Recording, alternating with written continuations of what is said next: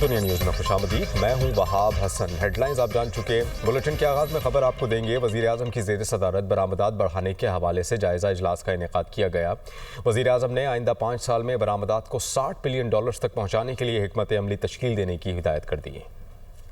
वज़ीर आज़म की ज़ेर सदारत बरामदात बढ़ाने के हवाले से जायज़ा इजलास। आइंदा 5 साल में बरामदात $60 बिलियन तक पहुँचाने के लिए हिकमत अमली तश्कील देने की हिदायत। वज़ीर आज़म मोहम्मद शहबाज शरीफ ने टैरिफ के निर्खों को कम और निज़ाम को सहल बनाने की हिदायत करते हुए कहा, टैरिफ में इस्लाहात लाकर सनतों की पैदावारी सलाहियत में इजाफे की हिकमत अमली अपनाई जाए। वज़ीर आज़म ने बरामदात में इजाफे के लिए सर्विसेज, IT और ज़राअत के शोबों को खुसूसी तवज्जो देने की हिदायत की और कहा कि बरामदात पर मबनी माशी तरक्की उड़ान पाकिस्तान विजन का अहम जुज़ है। वज़ीर आज़म ने बरामदी सनतों की तरक्की के लिए एक्सपोर्ट डेवलपमेंट फंड के गवर्नेंस निज़ाम में ज़रूरी इस्लाहात की हिदायत भी की। इजलास में वज़ारत तिजारत में इस्लाहात की पेशरफ्त और बरामदात में इजाफे के इक़दामात के हवाले से ब्रीफिंग दी गई। बताया गया कि गुज़िश्ता 2 सालों में टैरिफ में बतदरीज कमी की गई। बरामदात बढ़ाने के लिए वज़ारत तिजारत हर साल पाकिस्तान में बैनुल-अक़वामी सतह की नुमाइशों की मेज़बानी करता है। 2025-30 स्ट्रैटेजिक ट्रेड पॉलिसी फ्रेमवर्क पर तमाम स्टेक होल्डर से मुशावरत जारी है।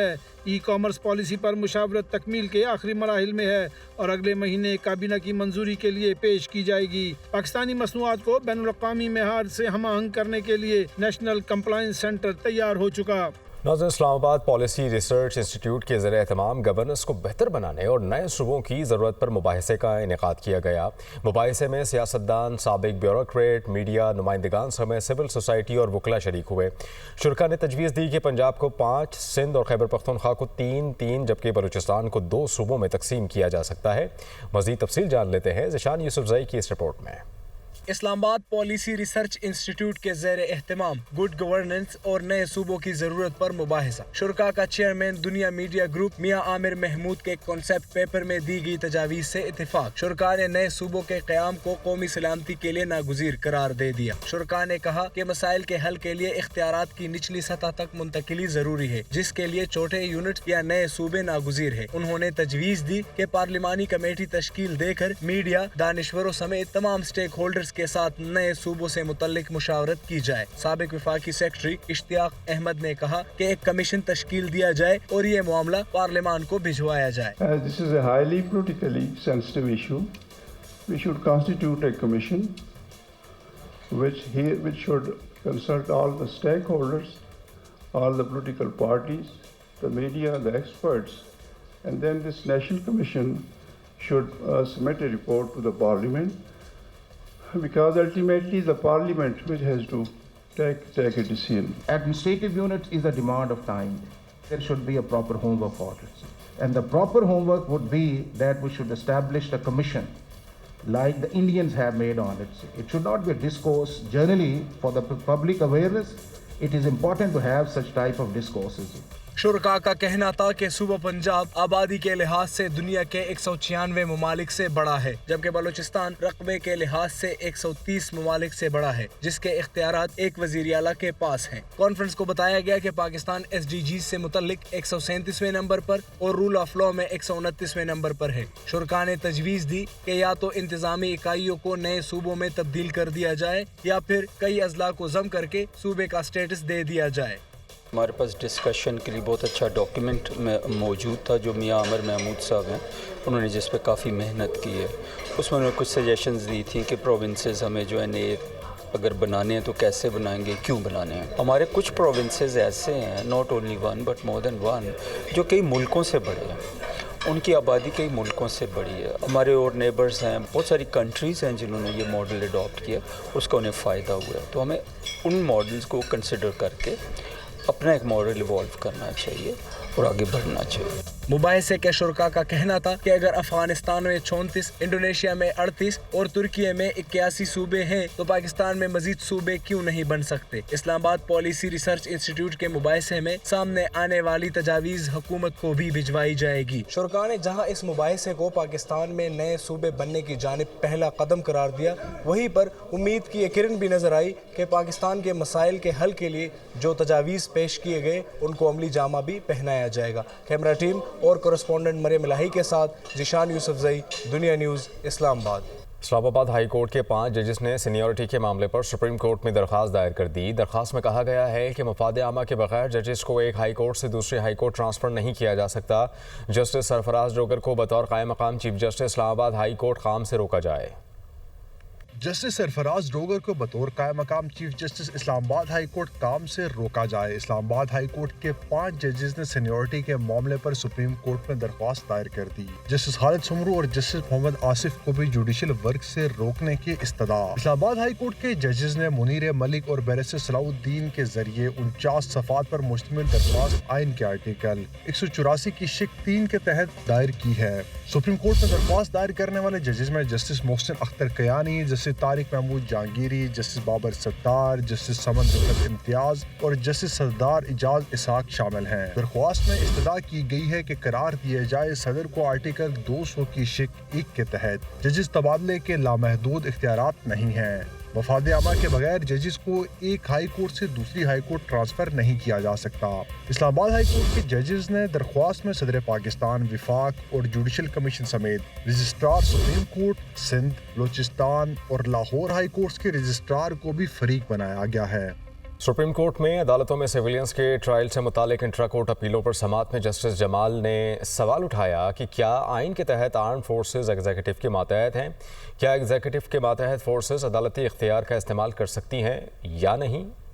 آئینی پیکج کے روبرو فوجی عدالتوں میں سویلینس کے ٹرائل سے متعلق انٹرا کورٹ اپیلوں پر سماعت۔ بانی پی ٹی آئی کے وکیل عزیر بھنڈاری کے دلائل۔ دوران سماعت جسٹس جمال مندوخیل نے کہا 83A کے تحت آرم فورسز کے اسٹیٹس کو دیکھنا ہوتا ہے۔ آرمی ایکٹ میں 21D کے پروویژن کے علاوہ کچھ بھی نہیں۔ آرٹیکل 243 کے مطابق اس کا اطلاق پہلے سے ہوتا ہے۔ عزیر بھنڈاری نے کہا کہ اس پر آپ کی ججمنٹس موجود ہیں۔ ملزم کے اعتراف کے لیے سبجیکٹ کا ہونا ضروری ہے۔ کورٹ مارشل کے علاوہ کوئی پروویژن نہیں ہے جو اس میں لگے۔ شق سی والے کبھی بھی کورٹ مارشل نہیں کر سکتے۔ کورٹ مارشل ہمیشہ آفیسرز کرتے ہیں۔ اس پر جسٹس سمین الدین نے کہا کہ جرم کی نوعیت آرم فورسز کے ممبرز بتائیں گے۔ جسٹس جمال مندوخیل نے سوال کیا کہ آرمی ایکٹ سیکشن ڈی کو نکالنے کے باوجود بھی کیا ملٹری جسٹس سسٹم چلتا رہے گا؟ اس پر عزیر بھنڈاری نے کہا کہ ٹرین چلے گی۔ سوال ہے کہ کس کو بٹھایا جا سکتا ہے کس کو نہیں۔ جسٹس منیب فیصلے سے بھی کورٹ مارشل جاری رہنے کا تاثر ہے۔ اگرچہ مارشل لا میں بھی پارلیمان کے ذریعے بہتری کی آپشنز موجود ہیں۔ فوجی عدالتیں آئین کے آرٹیکل 175 سے باہر ہیں۔ سویلینس کے ٹرائل صرف آئین کے آرٹیکل 175 کے تحت ہی ہو سکتے ہیں۔ فوج آئین کے آرٹیکل 245 کے دائرے سے باہر نہیں جا سکتی۔ جسٹس جمال مندوخیل نے استفسار کیا کہ آئین کے تحت آرم فورسز ایگزیکٹو کے ماتحت ہیں۔ کیا ایگزیکٹو کے ماتحت فورسز عدالتی اختیار کا استعمال کر سکتی ہیں یا نہیں؟ کیا عدالتوں کو آزاد ہونا چاہیے یا نہیں؟ عدالت نے کیس کی مزید سماعت 24 فروری تک ملتوی کر دی۔ چیف جسٹس پاکستان یحییٰ آفریدی سے سپریم کورٹ بار کے وفد نے ملاقات کی جس میں عدالتی اصلاحات سمیت دیگر امور پر بات چیت کی گئی۔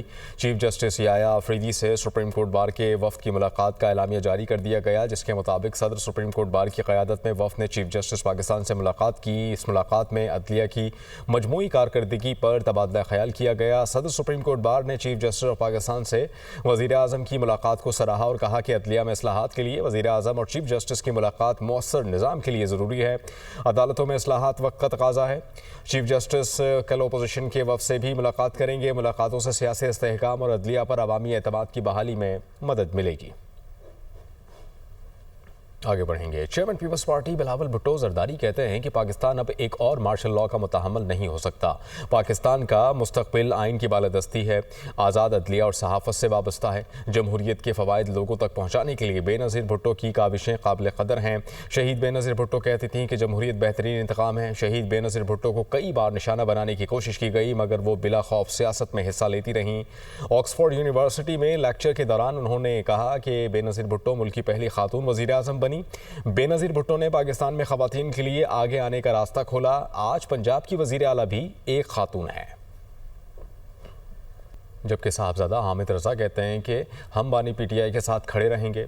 پی ٹی آئی کارکنان پر ظلم کا سلسلہ جاری ہے۔ رہنما پاکستان تحریک انصاف جنید اکبر کہتے ہیں کہ عوام کے منتخب نمائندگان کی تذلیل کی جا رہی ہے۔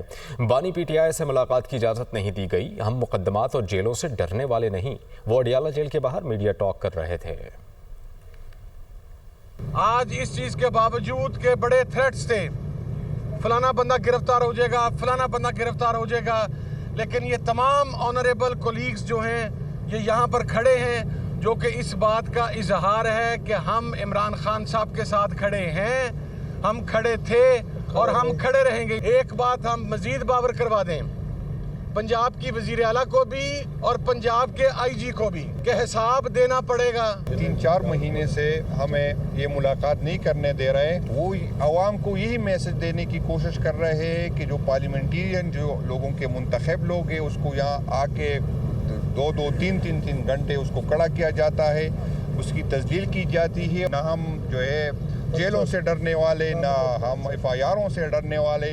آپ سب کو پتہ ہے کہ جب بھی خان صاحب نے حکم دیا ہے تو پاکستان تحریک انصاف کی قیادت اور پاکستان تحریک انصاف کے ورکر نے لبیک کہا۔ اور اب کچھ دیگر خبریں۔ ستھرا پنجاب پروگرام سے صوبے کے 15 کروڑ عوام مستفید ہوں گے۔ وزیر اعلیٰ پنجاب مریم نواز نے کہا کہ سیوریج کا مؤثر نظام نہ ہونے سے ہر شہر کو مسائل کا سامنا ہے۔ کہا کہ سیوریج کا محفوظ سسٹم بنانے سے روڈ ٹوٹ پھوٹ سے محفوظ رہیں گے۔ حسن رضا رپورٹ کریں گے۔ شہر بدلیں گے، بدلے گا پنجاب۔ وزیر اعلیٰ مریم نواز کی زیر صدارت اجلاس میں PICP کے جاری منصوبوں کا جائزہ لیا۔ پہلی بار پنجاب کے بڑے شہروں کے لیے سیوریج اور نکاسی آب کا نیا سسٹم اور پنجاب ڈیولپمنٹ پروگرام نافذ کرنے کا اصولی فیصلہ کیا گیا۔ وزیر اعلیٰ نے سیوریج اور ڈرینیج سسٹم میگا پلان کی منظوری دے دی۔ اجلاس میں شہروں میں سیوریج اور واٹر سپلائی کی پائپ لائن مناسب فاصلے پر بچھانے پر اتفاق کیا گیا۔ ہر صوبائی حلقے میں 30 کلومیٹر روڈز کی تعمیر و بحالی کی جائے گی۔ پنجاب میں ماڈل ولیج بنانے کی تجویز کا جائزہ لیا۔ وزیر اعلیٰ نے منظوری دے دی۔ مریم نواز نے کہا ستھرا پنجاب پروگرام سے صوبے کے 15 کروڑ عوام مستفید ہوں گے۔ وزیر اعلیٰ مریم نواز نے پنجاب ڈیولپمنٹ پروگرام پر عمل درآمد کے لیے فوری اقدامات کا حکم دے دیا۔